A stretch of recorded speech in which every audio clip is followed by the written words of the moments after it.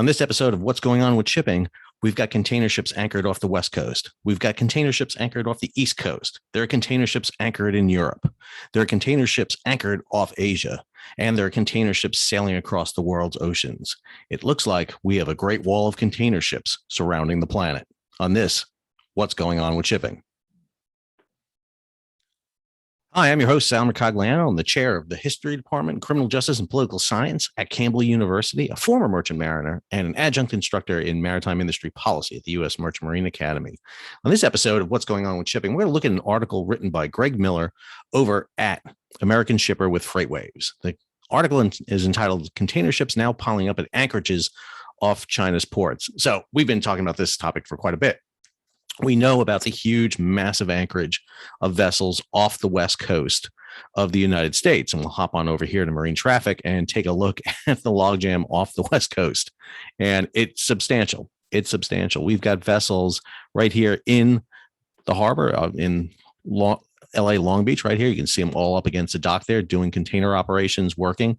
And then out here at the main anchorage, you see vessels piled up in there, just standing by, just waiting to get in their berths. And important to remember, certain vessels go to certain terminals, certain berths. So just because a berth opens up doesn't mean vessels can go right to them. They have to go to the berth where they have an agreement in their terminal. Some vessels also don't fit in certain berths. So there's a choreography here that's going on. We know that the Port of LA and the Port of Long Beach are experimenting with 24/7 gate operations, trying to get more trucks in and out of it. But, LA traffic is bad. It's hard to get in there. Had a lot of people talk about the fact that they want to improve the flow of trucks in and out, pave the roads, make things better so that trucks can come in and out, stop giving them tickets, CHP, so that we can move this traffic. But anyway, these guys are off here in the inner anchorage. But if you go out here a little further past Catalina Island and everything, you'll see vessels here in between steaming out. And even further out, if we zoom out even further, we can see ships coming in right here. So for example, here's the YM Totality just sitting here at anchor way off Santa Barbara, ships coming in. And so the anchorages are piling up. That's LA Long Beach. If we go up here, up the coast, let's head up to Oakland. A lot of interesting stories about Oakland right now. About Oakland not working as much, but because a lot of people are diverting from Oakland. So Oakland is not as busy. You can see it right here. Not as many ships up here in the Oakland area right now. If we go up to Seattle, Tacoma, however, we see more vessels up here in this area right now, coming here to Seattle, Tacoma area. We've got vessels up in here. You can see them at the terminals right here, and you'll see them at these anchorages scattered throughout here. And same thing if you go up here to Vancouver, you'll see vessels out here in the anchorage off Vancouver. And that's not all, obviously. If we zoom out even further, let's take ourselves out here. Let's zip across country here, head over to New York, and you'll see anchorages right here with vessels off here off New York, the south shore of Long Island. Right here, you see vessels sitting there right there waiting to get in. And probably one of the most significant on the East Coast, we'll jump down here for one last look, is right here off the port of Savannah. A big, huge waiting to get in here. And same thing. I could take you over to Rotterdam. I could take you off Felixstowe. I could take you off Hamburg and Bremerhaven. And you get the idea. There's log jams everywhere.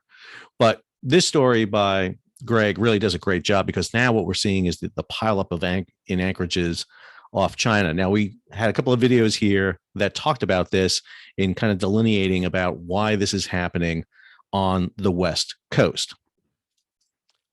So this past week, we had a couple of videos that kind of delved into this topic a little more. Video, where are those container ships off LA from and where are they going? So we talked about the fleet that was anchored, kind of a snapshot that day of the fleet off LA, and really looking at where they are, where they're going. We talked about that. We talked about, are we running out of container ships? Are we going to have enough container ships to feed this system? And then we also talked about the government has a plan to clear the ports, and are we doomed? Kind of a play on that, but basically, what are the government plans for action to help alleviate this issue? Come back over here to Greg's article. I'm going to kind of break it down a bit here and talk about it. So the first section he has here is talking about the volatile trade flows. He's talking about congestion in the Chinese ports. And he has a little image here from EC, which is a kind of a cargo shipping logistics group, which you can pay a lot of money to and get a lot of data. They take a lot of data off AIS and port information, a lot of things I show you, and professionally put it together, and costs a lot of money to do it, and well beyond the means of us and the staff here at Are We, what's going on with shipping. But what they're talking about here is a whiplash effect. We're seeing ships piling off the port of Shanghai, Ningbo, and all the major ports in China. And why? If you take the same discussion we had off LA Long Beach and apply it to China, you see it happening there. Vessels coming back to China are bringing largely empties back, but also export goods. They have to offload them. They have to get into terminals. We've had shutdowns in Yanatan and Ningbo. Those containers have to be offloaded. Then they have to be sent off. Even the empty ones have to be sent off for packaging. And sometimes there are delays in getting those back. And so in some cases, they're waiting on cargo in these ports. They're waiting on cargo to arrive in. There's also the influx of vessels, which we'll talk about. There's more vessels on these routes now, meaning there's more traffic coming into the ports. And so there's that issue associated with it. And saw a very interesting discussion the other day on Freight Waves talking about this. Steve Ferreira does the B2B, was talking about this. And one of the things he was talking about isn't so much a shortage in containers, but a shortage in the placement of these containers and moving these containers around. A very interesting concept there. And I think that is an issue here. We're seeing the system stress. So not only are we seeing delays in the ports in Europe and America, but we're seeing delays in the Asian ports now in loading these ships and getting them back out here. Again, the system is pushing the extremes. And again, there's a whole variety of these reasons why they happened. We had excess capacity prior to COVID. In other words, there were more ships, more vessels out there than there was enough traffic for. Plus, the ships were carrying a lot of containers that were less than container load. They weren't filled. Now, all of a sudden, you have COVID. You have the delays. You put a delay in the system, which all of a sudden causes a wave to go through the system. They call it the whiplash effect or the butterfly effect, whatever you want to call it. And then you have a series of events, whether it's Ever Given in the Suez, it's port closures, it's typhoons, it's natural disasters, whatever it is. It magnifies this as it goes. Now you're packing ships even further, loading them down with more and more containers. The containers are getting fuller. And then you're pressing the infrastructure both ashore in Asia and in Europe and the US. And that's where we're seeing this issue go. Now, Greg goes a little further, and we're seeing this story too, by the way. I mean, this is in the mainstream Wall Street Journal. Cargo piles up as California ports jostle over how to resolve delays. We've been seeing this. We knew this was happening. We're seeing it more and more in the mainstream news, in all the major publications and outlets out there. And so everybody's talking about it. There are stories from Costco, from retailers. And I got to say, in the comments on my YouTube page, I'm getting it from everybody. Everybody's talking about it. One of the things we're seeing major issues happen is not just in retailers, but in the distribution system, truckers getting material to keep the trucks running. Everything from DEF for the diesel fuel to key components and parts for their rigs to tires, you name it. I mean, we're really seeing the infrastructure being taxed, and which is fine. You can tax your infrastructure, but you need the supplies and the parts to keep it going. And that's the big problem I think that we see looming on the horizon. G Captain also had this story right here, which talks about how the Transpacific spot rates ease ahead of China's Golden Week. We knew this. Golden Week's coming up here. This is the week where we start looking at basically main shipments coming across for Black Friday, and we start hitting Chinese New Year. All these events start happening, and now all of a sudden you have to start getting things moving. And one of the things we're seeing is freight rates are coming down a little bit. I think that has a lot to do with why CMA, CGM, and Hauppauge locked in their rates at that high rate. They wanted to make sure they got it because they thought there may have been a little bit of a decline. I mean, once you put so many vessels on the routes, there's only so much more you can do. And that's one of the things we're seeing right now. Let's get back over to this story here. So the next section that Greg jumps in here is ships follow the money, which is exactly true. One of the things we're seeing is the reallocation of ships onto these routes. They're pulling vessels, he says right here.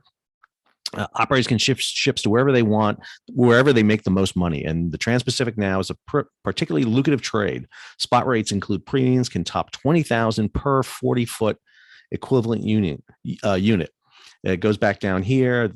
These assets are super mobile. What's happening now is the opposite of what dogged the industry for the past 20 years. 5 years ago, people were asking, how can the Trans-Pacific rate drop from 2,000 to 1,500 in the space of 6 days? Well, again, overcapacity. There was overcapacity. We were building ships like crazy. And we saw a lot of vessels come out on the high seas.